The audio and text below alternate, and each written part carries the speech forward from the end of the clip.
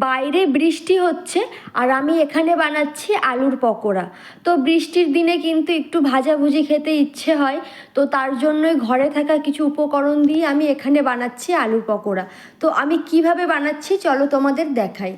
তো প্রথমেই দেখো আলুটাকে আমি ছাড়িয়ে গ্রেট করে ভালো করে ধুয়ে নিয়েছি।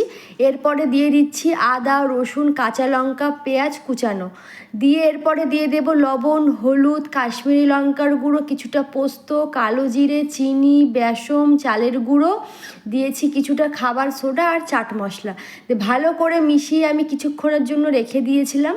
আর এই দিকে কড়াই বসিয়ে দিয়ে দিয়েছি সাদা তেল। তেল ভালো মতো গরম হয়ে আসলে এরপরে আমি একে একে পকোড়াগুলোকে দিয়ে দেব। পকোড়াগুলো দিয়ে লো ফ্লেমে আস্তে আস্তে ভেজে নেব। হাই ফ্লেমে ভাজলে কিন্তু ওপর থেকে ভাজা হয়ে যাবে আর ভিতরটা কাঁচা থেকে যাবে, তাই আস্তে আস্তে লো ফ্লেমে ভালো করে ভেজে নিতে হবে যতক্ষণ না লাল লাল হচ্ছে। তো দেখো এখানে সুন্দর করে ভেজে নিচ্ছি। আর তোমরা কারা কারা এরকম ভাজাভুজি খেতে ভালোবাসো কমেন্ট করে জানিও। তোমাদের সাথে কথা বলতে বলতে কিন্তু দেখো আমার আলুর পকোড়া পুরোপুরি রেডি হয়ে গেছে।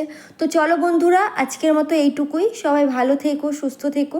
খুব তাড়াতাড়ি তোমাদের সাথে নতুন কোনো ভিডিও নিয়ে আমার দেখা হবে। আর তোমাদের এই ভিডিওটা কেমন লাগলো জানিও। টাটা বন্ধুরা।